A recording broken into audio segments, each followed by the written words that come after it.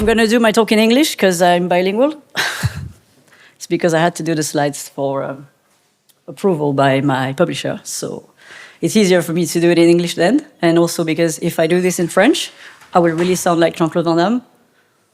And it's bad, right? Like English words in the middle of French sentences. So welcome to this talk in English about Helldivers 2. And I'm very happy to be doing this first conference of the whole day. I hope you had coffee. I hope you had time to chat with your friends. And let's go. So we'll start, as per Helldivers tradition, with an incoming message from Super Earth. And this message is saying that there's a threat to the Helldivers Galaxy production. And the scope of the field of operation is expanding. The bugs are reaching live. We don't have enough Helldivers to deploy. So is it a question of time? Do we not have enough Jira tickets? So let's dive in this.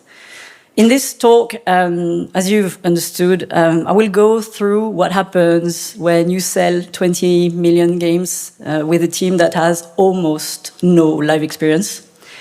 And I want to be a bit open about the challenges and the sustainability in the live production environment, and what the studio managed to do, and what we would like to achieve. But before we dive in, a short intro about me. So I'm very conveniently a senior producer on one of the two gameplay areas of Helldivers 2, which means that I'm in charge of the biomes, some of the enemies, missions, and game modes. I've been a producer for around 12 years now, and you have some very nice pictures of the very nice game I worked on. And very, very important, I hate mushrooms. So, Helldivers 2, quick catch-up. You probably know, but I wanted to go through this in case some people haven't played. It's a third-person PvE online co-op shooter. It's been developed by the Swedish studio Arrowhead, and it's been published by Sony PlayStation. And it's released in February 2024. And I want to show you a trailer that is the one we published for our latest big update that is called Machinery of Oppression. And it was done in February. And it's the time where the players go to the home planet of the automaton factory and get into a big fight with them. And this was the occasion for us to develop that faction and create new content for this. And also, if you haven't played, you can see a bit what is the gameplay and what is the tone. And this video is 1 minute 20 for those who are a bit worried.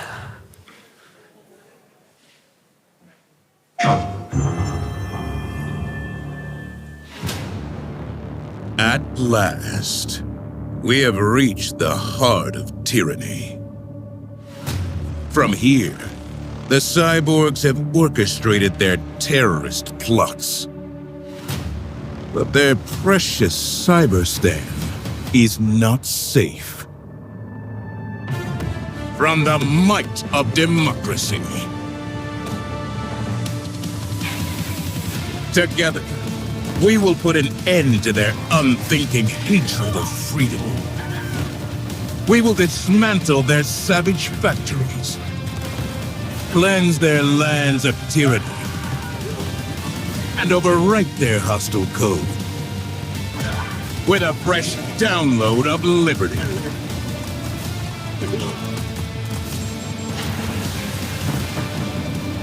The galaxy must be saved from these mechanical extremists. Cyberstan must fall.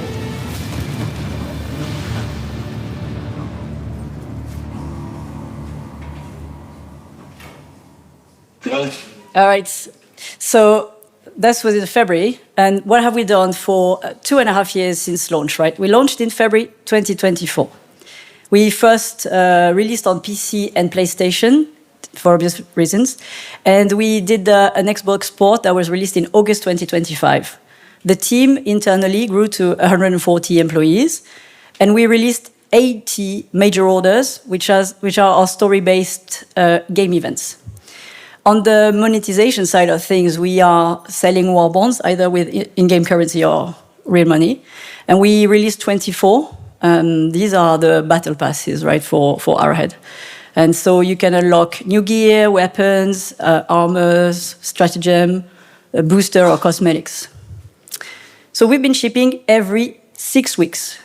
So this has been organized around what we call major updates, and they are live 3 times a year, and they contain key elements of the player campaign. So you just saw the Battle for Cyberstan. That is called Machinery Repression. But previously we had Heart of Democracy, for example, that brought the fight to Super Earth, where we had a new biome for the Super Earth planets, weapon customization, the new Sith who are helping you fight, mega cannons to shoot down the overship from Illuminates. But we don't just, I said to you 6 weeks, major updates are coming 3 times a year. So in between all these, we have minor releases. And we call them wrongly minor releases because it gives the impression that they're very small. But it's more updates somewhere else in the galaxy. So it will be, for example, a new biome, the magma planets, with mining missions that are helping the game masters to tell the story of another faction while the front is on the Illuminates, for example. Or like a new infiltration mission to uncover some secrets somewhere. A weather effect that will add something that is a new variation on the gameplay somewhere. And so this is how we organize our year, right? 6 weeks, targets, major updates, minor updates. And I want to say just something about the major orders because they are very important in our game. And this is what is, I think, the most important part of Helldivers is like, we treat this part of the game as a tabletop RPG. So we have major orders that transform our content into campaigns with episodes. These major orders are orchestrated by 2 very mysterious entities called UL and Udit. And they write briefs that you see from your ship, and that explains what Super Earth's next action is supposed to be, which sector they're supposed to be liberating or fight back, liberate a planet, kill a certain number of enemies, do a series of tasks using a specific object in the game or a specific weapon. And these can be won or lost by the community as a whole. And this is what makes the Galactic War evolve. We are planning some content that they use to make these changes in the game, right? And so the incentive for participating in these major orders, because some players will just do what they want, right? It's because you can win stuff. You can win a cape, for example. You can win swag. You can also win some currency, which helps you unlock the gear, which is helping you progress and become stronger and stronger. And this, for us, is very important because this is where the role play happens for our players and where the relationship between our game masters and the players appear, right? So it is not just content update for us. It's a way to bond with the player on a bit of a meta level. So, for example, the game masters in 2024 asked the players to kill 100 million Terminids, and they went on their weekend because it seemed like a big number, and they done it in 8 hours. So some players didn't even see this major order, and when the game masters see this, come back and they create the next step of this based on this result, like. Either sometimes they will increase the difficulty or bring them somewhere else or reward them with something that makes sense. But like a tabletop RPG idea, right? Like what are the tools I have to make the players have fun? Because ultimately we want them to really enjoy this. Another example is sometimes they lose the major order, like because they didn't fight enough for something like this. And there's intense discussions online whether, like, to why they lost it. And so there's always fights between people who are dedicated to specific factions. So let's say it's an automaton themed major order. So there's going to be a fight to say people who like to fight Terminids should have come, but they're obsessed with the Terminids. And it's discussions that we look at and we use in our next campaigns because it's extremely interesting. And for us, this is reinforcing our player base and this is reinforcing how we communicate with our player. So, in this context, we want the Galactic War to keep being interesting. So we need novelty. And the ultimate goal that we are pursuing and that we wanted to pursue was that the game masters would have an infinite toolbox of situations that they could combine to tell the story they want to tell and to make the community have the most fun. So for the dev team, the approach is not just having a list of features that I want to ship one after the other. It's thinking of feeding the live war. And so where is needed, what is needed, and how we're going to make it. So from a production point of view, it's really a mix of anticipation and reactivity. So how does that work? So in theory, and I'm insisting on in theory, we would like to have every 6 weeks new and improved enemies, war bonds, environments, playstyles, rewards. And obviously, we have devs who are ultra motivated by the worldwide success of Helldivers. So the initial instinct of the team was, yes, let's do everything. Maintain a high engagement with our community by creating really exciting situations for the players. We really wanted to have this feeling of the key cinematic moment, so the player feels like they're in a new episode of Starship Troopers. For example, Yoel and Udit, they told a story of gloom, like a mysterious fog on the Terminus planet on one part of the galaxy. And they really wanted the player ultimately to get there and discover what was creating this gloom and what was the home planet of the Terminids. This was a major update called Into the Unjust. And what we shipped was Hive worlds with procedurally generated caves, specific Hive enemies such as the Dragon Roach, the Rupture Warriors, that bad boy, the Hive Lord. If you've seen him in the game, you know what I'm talking about. But also new weapons, also new missions inside caves, also new missions outside caves, and also new stratagem that you can use and have fun with, right? So we released all this, and there was some build-up to get there. The game masters really like made the players go like they were losing, so like we were going to the other directions and such. And the players really enjoy that. It looked different, and we were very proud of the synergies that happened in this biome. The difficulty was higher. We had the Hive Lord that became a bit of a boss and a bit of a boss fight. And you were attacked still by the other monsters in the game, right? And we were very happy. But the reality about what I just showed you, and I don't think you will, if you want to contradict me on this, please do, I would love to know. But this cannot be done in 6 weeks. The biome itself takes at least two months to get into a place where we can start playing on it, right? So another corollary conclusion is that we cannot ship that much content every 6 weeks. If we were to do the exercise and say, okay, Laura, you have to, I would ask for a team three times the size I have. And I don't even know if we would be able to do it that fast. We would need to have a very perfectly laid out plan with like perfectly estimated task, breakdown given to people, perfect Jira updates. And so how do we do it? How do we still get the content we want for Into the Unjust and Machinery of Repression? So we work sequentially, and it's not going to be a surprise. So direction for us establishes a timeline with like new content per faction, per milestone, based on where we roughly know the war is going to take place. And we spread this content based on the size feature. So we have enemies team, we have missions team, we have biomes team, and we are deciding who can take what when based on this timeline and when we want to reach the shipping state, right? So production assigns these, and we are working. For the smallest features, we are on at least 12 weeks. For the biggest one, we're talking month.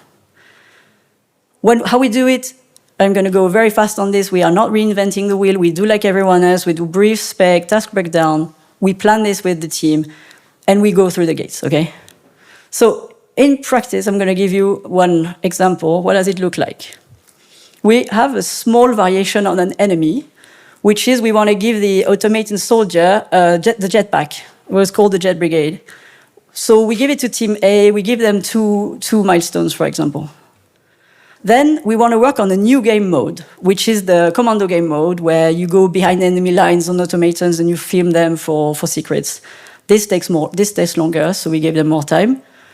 And then the team C will have a lot of time to make the cyberstand. So the city you saw in the trailer, this is an immense quantity of work.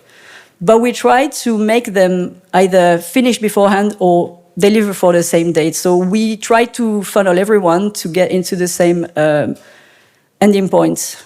And so we had, so because what we want to do ultimately in Cyberstan is not just, like when you deliver something as big as a new city, such as Cyberstan, you expect to have new enemies in there, you expect to have new stratagems to use, you expect to do something different that is related to this environment. If you play the same missions you've been playing against this faction elsewhere, and then you get to this city, you want to do something different. So in this case, we made this mission where you make the birthing center of the cyborgs explode. And this takes a long time. So the only thing that is very, very fixed in time is war bonds, because we know we want to release them every 6 weeks, so we have 2 teams that alternate deliveries. So creating the content is one aspect of the job. And this is something that I don't think we're too bad at. Maybe there's some that we can improve, some things that we can improve on the production side of things, but we know how to make cool and engaging gameplay, right? So right now, creating the job is half. Creating the content is half of the job. And we learned this the hard way. Because every update that we published, we added new systems, and those systems interacted with the old systems, and those old systems had not necessarily anticipated that there will be something on top of it 2 years later.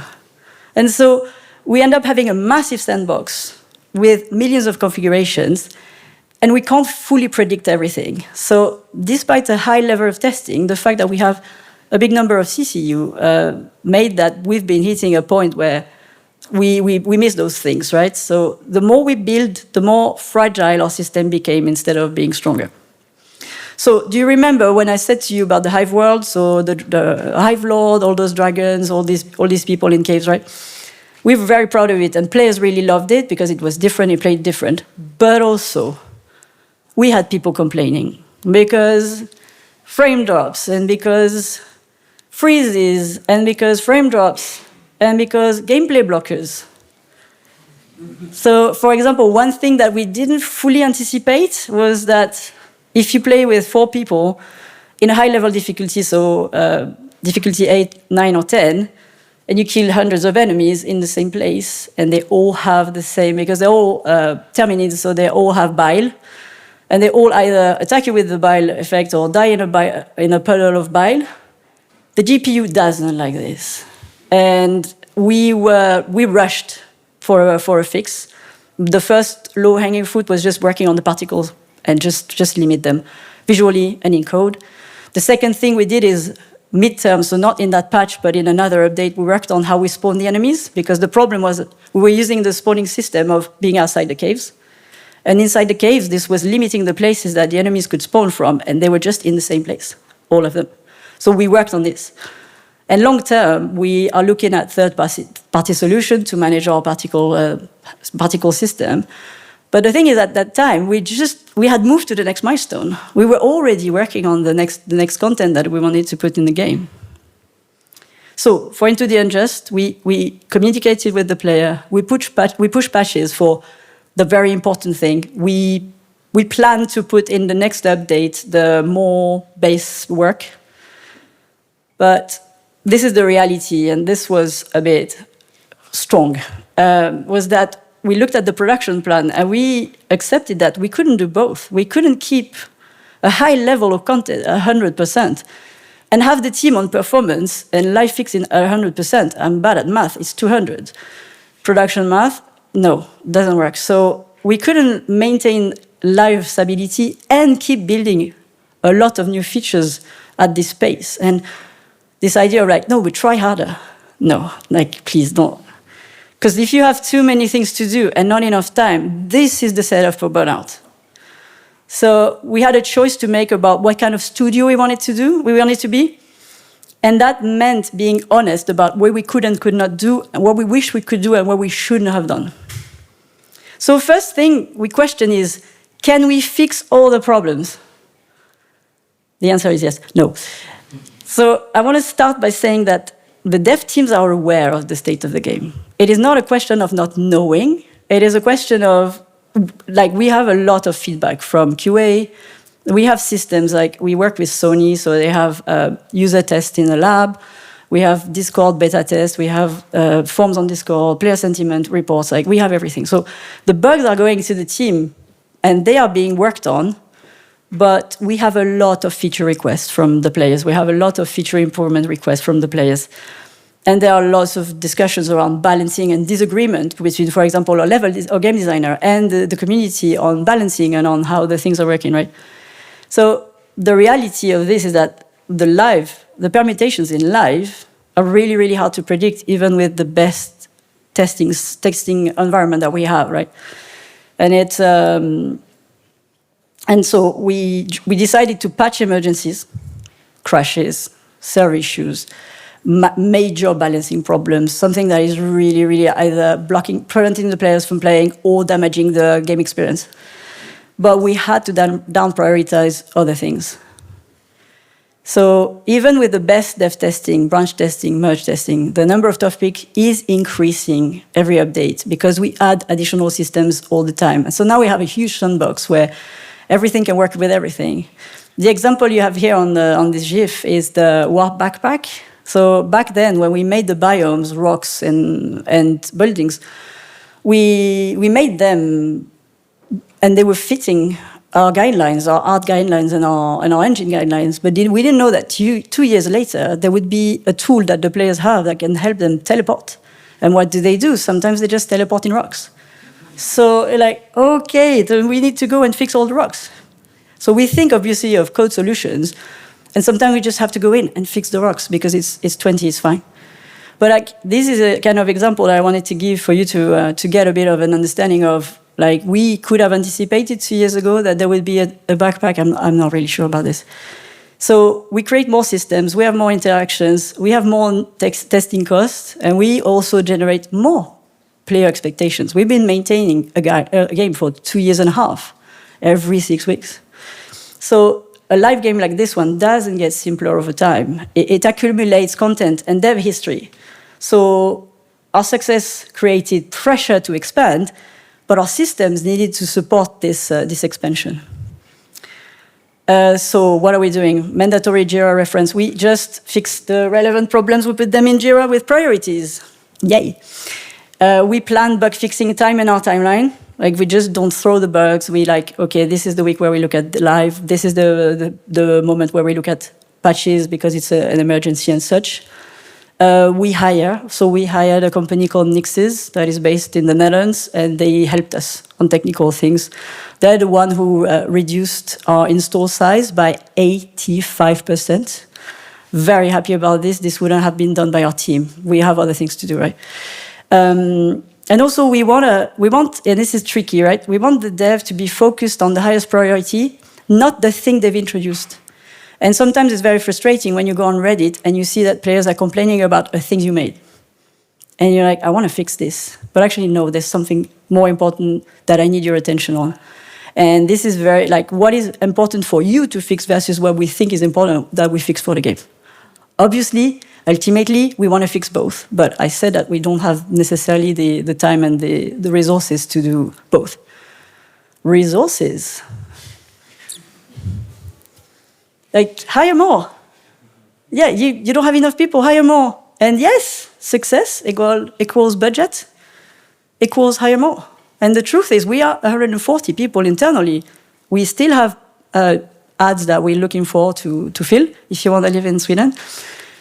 But Arrowhead doesn't want to grow beyond a certain point as a studio.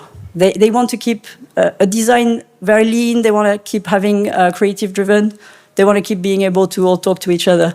So yes, more people solve more problems, but they also need to be onboarded correctly. And this is taking months. We're not talking days. We can't just bring 10 people around and say, ooh, we can do it for specific points, like Nix is with the install size, but we can't really have someone who come in and say, fix this live issue with missions, for example, because you need to understand everything.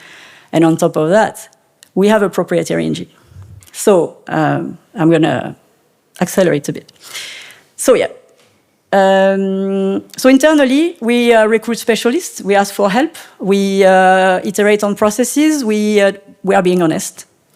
We use codevs to help. So Nixis, for example, that I said. And we try to get the production cadence to be allowing people to write documentation and onboarding and tools and such. And we have now experts in the team. There's another point. In 2024, my colleague, the producer Ian McEachern, said that when Helldivers launched, there were so many problems. They had to go into strike team mentality. We want to get away from this. Strike teams, they work, they solve the problems, but we want to have more predictability.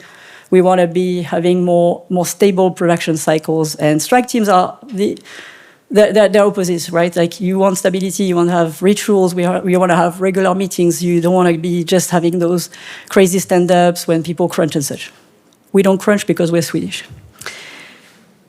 So one thing that we do to avoid this is using our systems. We have stable and balanced systems. We want to use them before thinking of building on top of that. We want to go back into the sandbox and looking at what is the emerging gameplay that we can find from this.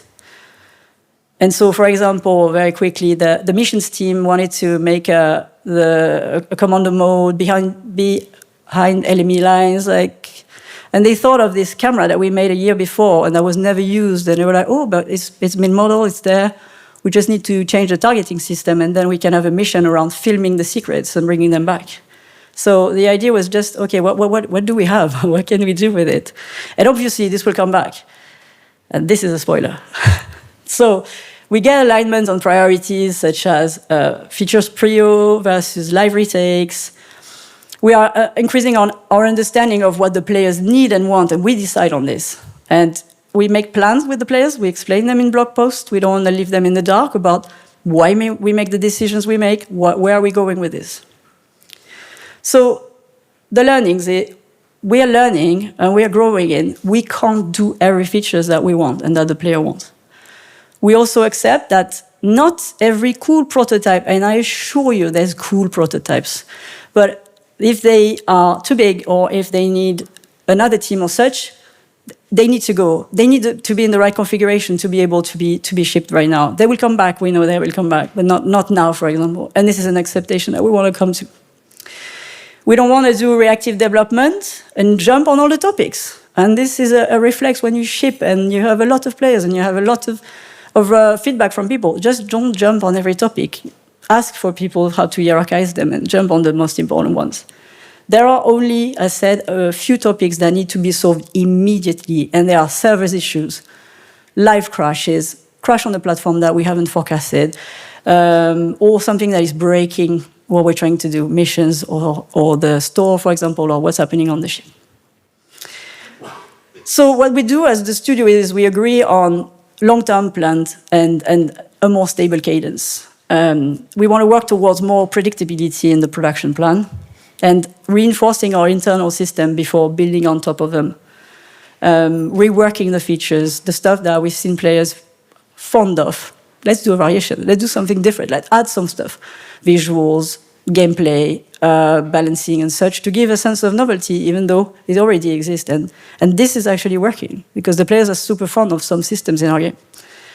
And we still have exciting things, right? Like we want to have a sustainable ambition. So we let go of the things we can't do. Obviously, we want to have space battles. I see where you're going with this. We like controlling the flying vehicles or like... But the maturity in a live production comes from knowing which exciting idea will damage your production and the ones that are going to help. And does it mean no forever? We don't know. But right now, it's a no. So if you read we published a blog post recently, you can see what's coming. Very ambitious. We will take time to do it. So the key takeaways from this talk. The first one, the hardest to hear. Also, if you're already in it or thinking of going in it. Live games are different. Of course, feature development, narrative planning, community management, hotfixing under pressure, you all know. But live game, they have more. Like the frequency of these is higher. So you have more interactions with the players, you have more hotfixing to do, you have more content that you want out, so you need to be ready for that level of intensity. The second is accept that every time you ship something, you are expanding the surface area of everything that can break. And it's really hard in a live environment to think of everything, right? Every new enemy that we introduce need to have interactions with every environment. So you need to think of nav-mesh colliders, weather effects, all these things. Every mission in the game reacts to every weapon, every vehicle, every mech, every stratagem. So because we want the game master to be able ultimately to associate everyone with everything in everywhere, we need to make sure this works accordingly, and this is not done in 24 hours. So we want the team to talk to each other, we want people to test each other's content thoroughly, and we also accept that we make mistakes. But we want to have a production plan that allows you for fixing and for doing these things. The third is your team needs to know what's coming. And this is the hardest in the live game because we have reprioritization, we have pivots because we see what's happening in life, and this is extremely tiring. And this is having a toll on trust between direction in the team, between the team and the players, between everyone. So we want to have a production cycle that is the most trustworthy as possible. And this is very true, even if you're indie, right? Not burning people out should be your priority. And this is one of the key things is planning here, preaching for my choir here. And at last, it's a thing I say in all my talks, as long as you explain why to your colleagues, to your leads, to your player, saying no is okay. You want to repeat after me or say it as a mantra in the morning, I can say no as long as I explain why. You can, if you talk to me, you can even say no without explanations, right? But this means that you need to let go as a habit. It's not just, yeah, okay, I can fix you. I can get it in. I can get it in. No, you have a process. This is here to help you. Producers are here to help. Don't eat the help. And so post the prototype before it gets too big. You know, like how long it's going to take. And then, yeah, it's exciting and yeah, it's fun, but maybe not now. And this should come from you. Should come from the individuals to say this and go to the right people to say that they can't do it. Or like, it would be cool if we have that variations. Yes, it would be cool. Where are you fitting it in your timeline? I can put it. No, you can't put it there. There's no time. Like it's a bit fixed, right? Days and working hours are a bit fixed, right? I don't want them to be expanding, right? So and pivoting late. Yes, you want to do it, and we can do it. And honestly, it's a bit of the hero complex, right? That you can pivot and you can ship with that change. Should you though? So it's a bit of a mindset of knowing what is happening to you, having a stable production plan, and allowing you to have freedom within this plan and not just what you think is the plan. And also, one other thing is there will always be a good idea. There will always be an iteration. Like game devs have infinite ideas. And so you have infinite ideas. Your energy is limited. Make that match. And so the conclusion is that a live game is never finished, obviously, unless we just shut the servers, which we are not going to do. But the team behind this game needs to survive and, if possible, be always the same team because they're learning, they have the knowledge, they have the history of the project, right? So we are learning to do more with less, and we are learning what not to do. And I hope that you've taken some advice from this. And because High Command, I guess, is very happy, I have some stickers, and it's the reward for the major order we just concluded. And it's this. But before you can pick it up, are there any questions in the room?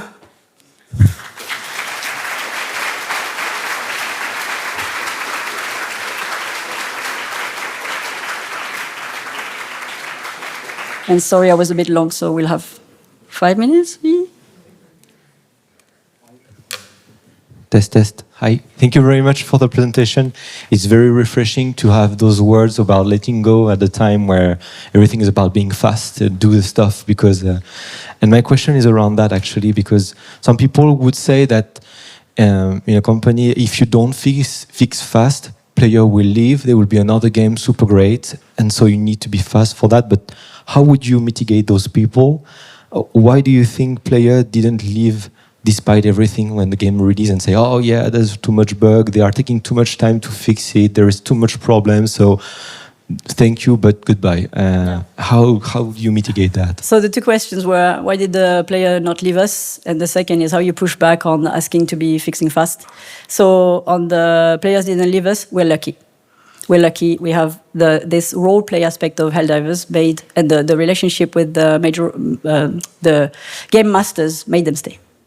Because there's always something. They create a meta. Like, actually, they're doing this for that reason, and this means this, and next they're going to do this and that.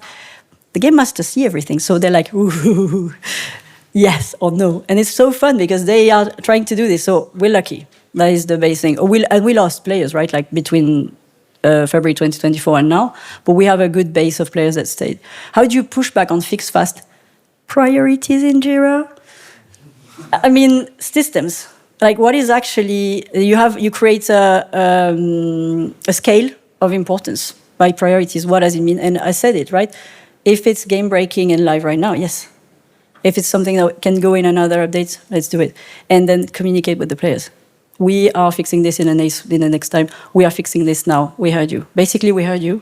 This is something that we're currently working on to be more transparent, because devs have a problem with sometimes promising that they're going to fix something, even if they know they will, and they will be able to.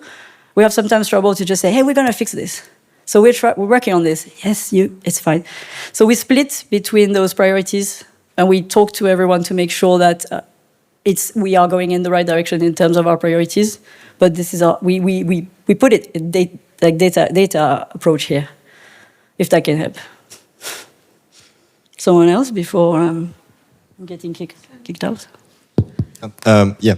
Hello. Thanks for the talks. I was wondering how you, because I felt like one of the takeaways was to how you got mature as a team to push less but more right. And I was wondering if you felt that the live service game ecosystem as a whole was being honest with the player about the rhythm and the pacing and the work involved behind the scenes, and if it had any impact on how you had to communicate with the player base. Yeah. It's new for us. We shared a timeline 3 months ago. Before that, we were just surprising people. There was messaging on Discord. Hey, by the way, we're releasing this. But we were never saying how long it takes, who worked on this, what is the impact that it has on the production and such. And we want to be really more clear on this. So we do the same way Deep Rock Galactic is doing with like what is coming in the game, when is the targeted update for and such, is going on Steam. And then we have blog posts to tell about what are we working on without delivery time, for example. But we haven't done it the first year, I think, because it was too crazy, the pace was too crazy. But yes, and I'm convinced that transparency with the players is 100%. Like of course, you're going to still keep your company secrets, right? But you wouldn't unveil them in the open.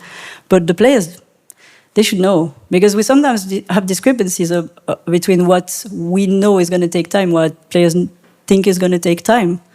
And sometimes you're like, oh, but that's easy to fix. Actually, this one is not. But this one is easier to fix, and they think it's going to be longer. So communicating, being more open. We don't expect players to become producers, but like we can be transparent about deadlines and timelines and how do we do things.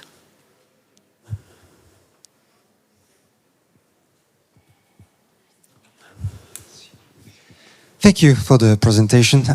I have some boring questions, and maybe you will not answer them. I was wondering, how do you define the performance of your updates, and mainly, what's the margin profit for the major updates that cost a lot of money, probably? My second question is, how do you react if you have a bad performing update? Because I've been there, and it can be a mess. It can create mess within the team. So how do you do that? Or maybe you're too good and you just have successes. Yeah. So money talks obviously is not going to happen here.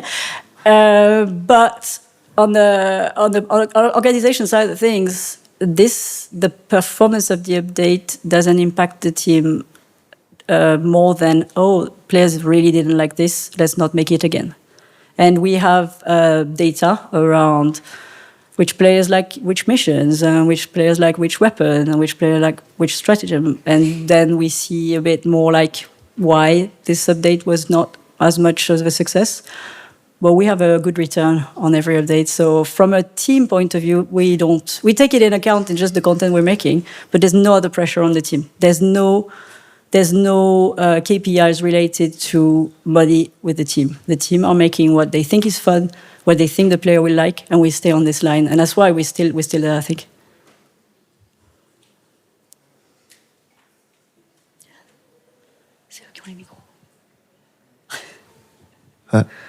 Okay. Thank you, Laura, for your presentation. My name is Mzwama Tota. I'm from South Africa. As you know that at the beginning, like small studios, their biggest struggle will be to getting finances to keep the good talent in the team. So my question is, what were your beginning struggles in terms of getting a good team, and how did you manage to keep them, and how did you manage to sustain yourself during that phase of financials, and how did you manage to juggle out yourself in terms of raising some capital and all of that? Thank you. Yeah, so the studio, Arrowhead, was funded by a group of students who made their student game. So that was 15 years ago. So they grew as the studio. And when Helldivers was about to ship, they were growing with like not a big budget. So I was hiring people with like less experience on live games, for example. And then the game was out, and you don't have any more money problems. That is the reality. I'm sorry. And then when you have when you start hiring people who are more experienced, and like you can have co-devs who have more experience, and such people stay because you're in a good place that is allowing you to do these things. And I think it's just circumstances. We've been lucky. Thinking about time, so we want to do one last. I'm going to be outside if you want. So no. Oh, we can't. Okay. So I'll be outside if you have more stuff, and I can answer on law. Thank you.